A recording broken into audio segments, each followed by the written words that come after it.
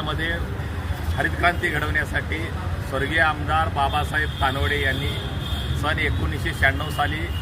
एकरूप उपसा सिंचन योजना मंजुरी घेऊन या योजनेच्या कामाला सुरुवात झाली। त्यानंतर बाबासाहेब तरडे यांच्या निधन झालं आणि मग पुढे मेत्रे साहेब आमदार झाले। मेत्रे साहेबांच्या कालावधीमध्ये या योजनेला थोडाफार निधी आला,